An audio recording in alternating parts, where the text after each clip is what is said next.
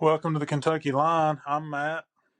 And I'm Clifton. And so we're back after a little bit of a break, which just because really it's been a slow news time in the world of Kentucky, which there's been going on, more than the typical summer, but just not any sports going on really, just a lot of looking at the roster. So that's where we'll start this quick episode, Matt.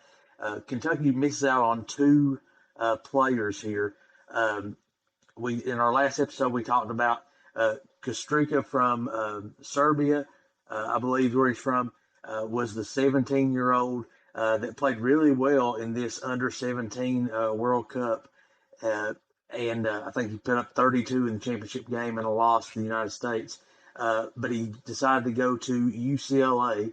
And then Marcus Spears Jr., who was the number one player in the class for 2027, decided to uh, reclassify to this coming season, and he's going to pick Texas. He was someone Kentucky really had some momentum for a while, and I think some people once Hampton had committed. He's a cousin to Spears, so there were some talks like they may play together. Doesn't look like that's going to happen. At least his first year is going to be at Texas. So, what were just your initial thoughts on either one of those?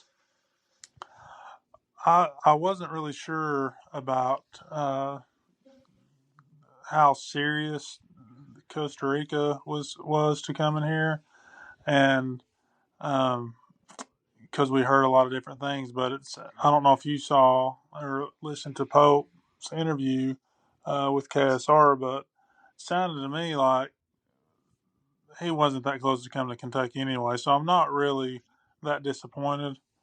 Um, And so, not that shocked. And then Spears, that kind of came out of nowhere when he reclassified and committed to Texas. I think that must have been something that sounds like not too many people even knew was coming. And Yeah, I think he's got a sister. I don't know if she's still at Texas, but as his sister, I'm pretty sure, is a volleyball player at Texas. And and Texas has a lot of money to throw around, so yeah, I'm not really shocked that he's doing that. Um, yeah. If so Texas is one of those schools, like you said, a lot of money. It There's someone I think like if the guardrails aren't put up and there's not like some kind of bill passed from Congress to where we have like a level playing field to where there's some organization, you could see a team like Texas, Texas Tech, these schools with just huge amounts of money or like a huge endowment like at Michigan could really just dominate college athletics or at least whatever the sports they want to. And like you said, there are some connections there to Texas. I was worried when I heard he was going to reclassify, like maybe even thought LSU with Will Wade there and his dad played at LSU. Marcus Spears is on ESPN, a lot of their college football stuff. Uh, so for me, the biggest thing, not so much this year. I think both of those guys have shown they're good enough they will contribute this year and could help Kentucky. Uh, and I think both of those are possibly guys that could have helped at the spot right now that's maybe the most unsure. That's that three spot with kind of Cam Williams still in the boot and Hawthorne. It doesn't seem like the early practice reports he's took a step up yet, which, there's still plenty of time. But I think both of those guys are not only people that could, you know, contributed this year, but really for next year could have been just a cornerstone piece because those are two of the top three projected draft picks in the 2027. Well, it'll be the 2028 draft, I guess. But both of those are guys that are just turned 17. They have to stay 2 years. Hopefully, Pope maintains a good relationship because you never know. I mean, with the transfer portal, they could always come back. yeah, yeah. I I mean, I think year two is what you feel like you're missing out on with these guys. Um, I think that the freshman class is not nearly what uh, we were dealing with this past year, as far as Mm-hmm. talent. And I'm not sure how much either of those two guys would have contributed, but I think you're right. They would have contributed. They would have been contributors.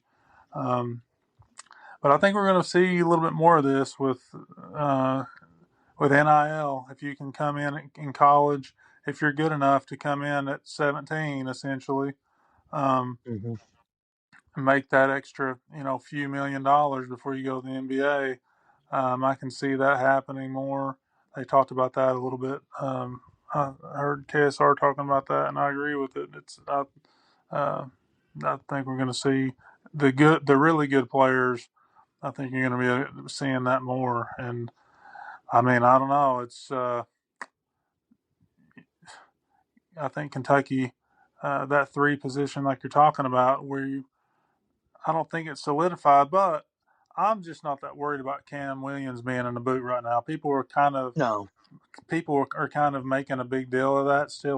Well, Cam Williams still in the boot. Well, I think it's ultra precautionary, mainly because of what we've dealt with the last two seasons.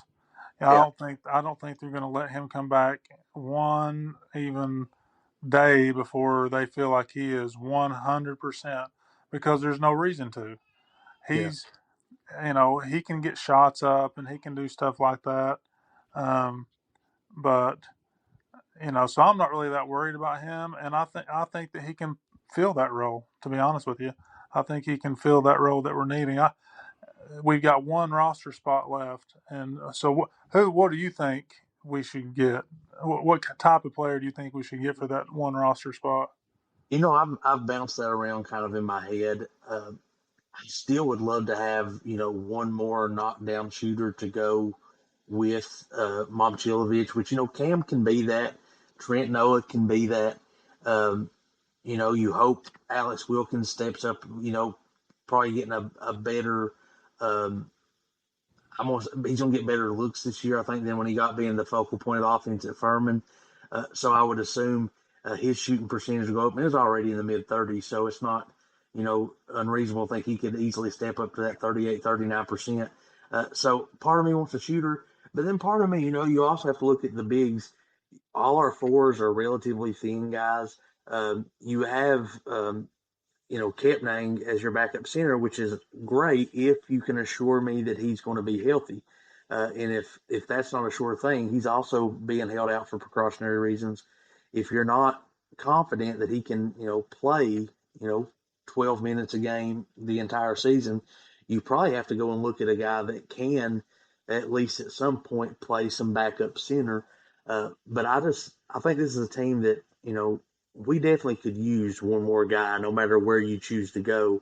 I think there's some benefits to the position, but I just hope we use it. Right. Well, I think it all depends. To me, it all depends on, and this is the thing that we don't know, which is Reese Potter's 7 feet tall. Yeah, How could he give us some minutes if we need? We've got three. That gives us three essentially 7 footers. yeah. You know, how many more do we need? My thing is, if Reese Potter can't play at all, well then, I think you're right. I think maybe we need to go and find somebody else. I've Um, heard some whispers of some injury concerns even with him. Like he had been kind of frail during practices last year. Was had to sit out some time, and I mean, the MAC, when we're looking at football, I think the MAC, is a pretty good, talent. You can pull guys up from the MAC, and they do pretty well in football. But basketball doesn't seem to be the case, and I just worry about the athleticism with Reese Potter ever transitioning into the SEC, which is probably the most athletic conference in America. yeah. Well, I'm just thinking, can he be serviceable to give us a few minutes, depending on what um, our other sub can do, Yeah, and so for me, I think shooting. Obviously, if you can get another knockdown shooter, nobody's going to be mad about that. And then the other question is defensively, you know, like a perimeter defensive guy that's a good defender, may not be the best shooter in the world, but what if we were to get somebody like that? But I don't know what kind of defender the kid from GRC that transferred from GRC from Washington State that played at GRC.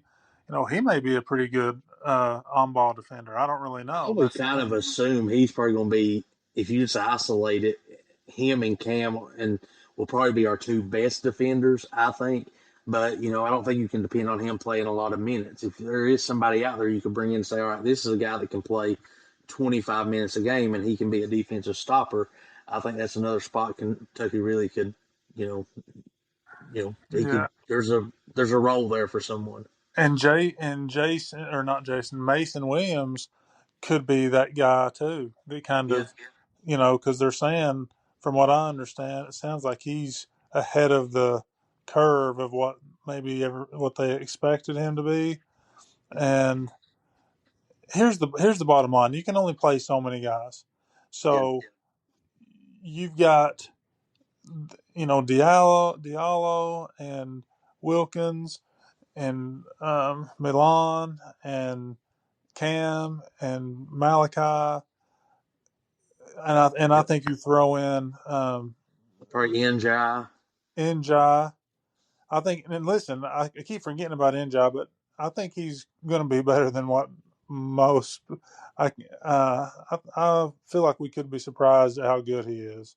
I think he's Um, the X factor to me to the team. Like he's probably the difference in this team being like a lower half of a top 25 or a real, top 10, top 8 team. and then you've got his name is escaping me now, but from James Madison, McBride, McBride, McBride. I think McBride. I mean, he shot 40% from the 3 point last year, so we know he can shoot it. And he's kind of that big bodied guy yeah, that, and he could surprise us. So I mean, I think we're going to have. I'm just not sure we're going to be able to go out and get somebody that's going to be a huge contributor, because I think no, we've kind of pretty much got all of our pieces. It's just a matter of, can we find somebody that can maybe come in kind of a specialty type role, and that, and do some things that can help us on a, you know when, if we need to get a defensive stop, or if we need a bucket or whatever. right. So Yeah, I definitely think there's a role to be had, but it's just a matter of finding them this late in the year when most well even Kentucky they're in Vegas kind of team bonding and some people's going on a summer trip, so they're already we're into preparation for next season. So I'm not sure if there's any big contributors out there outside unless someone reclassifies or there's somebody we don't even know their name. We didn't know no nobody knew of Costa unless you were a follower of international basketball until 2 weeks ago. So there could be right. another one of those out there we just don't know about yet. Uh, but let's turn to some names that we do know from the past. This Saturday, TBT gets started. That's the big. I think it's for $2 million now. Uh, Event that's been going on probably for the better part of the last decade, but really over the last 3 or 4 years, there's been a focus for these college teams putting together sort of alumni teams. And this year, Kentucky and Louisville starting out in the best 2 out of 3 series. First games in Lexington. I know like you have Willie Cauley Stein, Archie Goodwin, Khalil Whitney. I think Andrew Harrison's in it. Reed Travis. Uh, so, do you get into TBT at all? Yeah, I try to watch it. I watched it last year, and I watched it the year before. So yeah, I enjoy it. I think it's Sestina playing this year again. No, for some, I don't think he is. I think they brought in Reed Travis to kind of fill that role. Okay, I know he was really good But last year Sestina was for us. great in it. Yeah, he Yeah. was a stud. So So that kind of got me thinking, past cats, and so if you were to go top 3 favorite Kentucky players of all time, your lifetime, and we've talked about this kind of in different scenarios before, but who's just your top 3 favorites? Not the top, not the best, your favorites.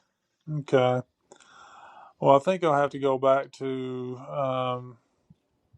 just when I was younger, Hmm. and uh, I'm gonna have to go with um, Jamal Mashburn.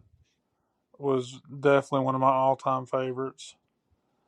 and on the 96, well, I guess really 96, 97.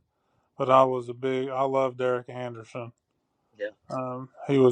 He's definitely one of my favorites. And it's hard for me to do three, but um, because each era had, I had like my favorite players and, kind of each era, Hmm. and like once the Tubby era came, um, I had a few that I loved. But so those two, and I think I'm going to go with. Um, I was a big uh, Bogans fan. Yeah, Bogans was great. I think he's top. What is he? Fourth on the scoring list. He just, but I think sometimes he still gets overlooked how good he was. For me, I was thinking about my top three. Probably third, and this was the first one I really remember just as a kid being in awe of. And I was 8 years old in '96, so and it was Ron Mercer. Uh, to me, he was so athletic, and I think he's a guy I think he would fit in kind of in modern basketball. Him, uh, I was in college when John Wall comes on the scene, and so he's probably second for me. And that was coming off a time when Kentucky basketball almost got boring. We had Patterson; he was really the only high point there for a few years, Hmm. um, and but John Wall kind of was just exciting. But my favorite all time, hands down, bar none, is Tayshaun Prince, and I think that's probably true for a lot of people my age. He was just I don't know, just so good. And he was the only time I really followed the NBA was that Pistons team, and I loved Tayshaun. I'm gonna throw you a curveball here though. I want to know your all-time least favorite Kentucky player. Who was it that you just, for whatever reason, couldn't stand to watch? Oh, let's see. Well, that's going to take me. I'm trying to think of. And the reason I ask that, there's some guys on this TBT team that I think for a lot of people frustrated them when they were at Kentucky, but through TBT and events like it have kind of come back around. It's like Khalil Whitney, even Archie Goodwin was frustrating, I think, to fans. Andrew Harrison, Yeah. especially his freshman year. So those are guys that have, I think they're the way a lot of people look at him have changed. But uh, I'll go ahead and tell you mine while you're thinking. Okay. I don't know why he frustrated me so bad, but to this day, I hated watching Sheree Thomas play basketball. I, Well, he I was think no it, good. I think it was just during the Tubby time, like that. It just felt like we were always underachieving. I felt like he really was mailing it in recruiting, and like I dislike Bobby Perry too, but he was significantly better than Sheree Thomas. I remember anytime he come to the game, I was like, "You have got to be kidding me! This is where Kentucky basketball's at." Yeah. Yeah. I was not a Bobby Perry fan either, at all. Um, there, there's that kind of period where, um, uh, even Perry Stevenson for me, I wasn't a huge fan of. Um, I think for me, I would probably feel the same way if he hadn't had the duck in the NIT against UNLV. Uh, yeah. Yeah, but I think a lot of that was just those teams just weren't very good, yeah. and I just they were you had a hard time watching them. But I think I'm just going to throw one recent, really recent, and because I can't remember a player frustrating me more seriously ever than Brandon Garrison. Uh, yeah, that's why I would just get the text, just Garrison in all caps, about three times a game. I felt like. I, I Sure, I've had there's definitely been players that have just absolutely worn me out, but I can't think of one. He's just the first one that comes to my head that I could not stand to watch play. He was frustrating, and I've always said this, for me, what made him so frustrating was you could see all the individual tools were there, but he just never put them together. But I will say this, I would bet any amount of money he goes off against Kentucky this year. It's just in his personality. You know it's coming. 25 points, 12 rebounds. Uh, he'll have a huge game. Oh, it wouldn't surprise me a bit. Abs- he'll have one of those games like he did against Missouri this year, where he, hits about three or four threes out of nowhere, or something. But I don't know. He just really frustrated me just because I just didn't feel like he, uh, I don't know, like his basketball IQ was very good. But he did do a good thing. He basically won that St. Mary's game. He did. But Um, but I'm gonna just say him because nobody is really coming to my mind. But that played. I mean, there were some. That's the thing. There's been, I guess, players that didn't really play that much, but that because they weren't any good, and when they did play yeah, it, I'm trying. I can't really think of anybody else. yeah. Than him. All right. Well, let's go ahead and talk. We're When we come back for our next episode, it'll kind of be football centric and football season staring us uh, right in the eye here, and we'll be talking some high school football. I will say, just as someone, and I know you're at a lot of high school games, and we're going to cover some high school sports, this year. I'm going to miss the KHSAA website. That's not really what I want to talk about, but that's going to be tough getting stats and things without that. That was really a great tool that Kentucky had that really no other state did. But the new college football game come out this past week, so that got me thinking, Matt. When growing up, what was your favorite video game of all time? Oh, my favorite of all time is probably, gosh, I grew up. I had the OG Nintendo when I was a kid. It came out when I was a kid, and so I'm trying. My favorite game of all time is. I know this just shows how old I am, but it was probably Tecmo Super Bowl. Yeah, I think for sports games, if you're looking that era, the NES, the SNES, you know, Tecmo Bowl was just, I think, hands down, probably the best game. I come along a little later. I had a regular Nintendo was the first thing I had. I went from that to a Sega and then to a PlayStation. And I had PlayStations through the four. And then this year or this generation, I've switched to an Xbox. I was always a sports guy. Uh, so I want to think. I was trying to think which one it was. I think it was a March Madness game with Carmelo Anthony on front. I don't think like '05. Uh, what year did they win their championship? Was it? No, it would have been '03, wasn't it? Yeah, I think it was. Yeah, it was Yeah. '03. So it would have probably been the '04 game. That's probably my favorite game that I played the most of all time. I want to think that would have been like prime Gerald Fitch time because I remember hitting a lot of threes in the corner with Gerald Fitch on that. So I was always a big sports game guy. So anytime I see the new games come out, I'm always reliving my past.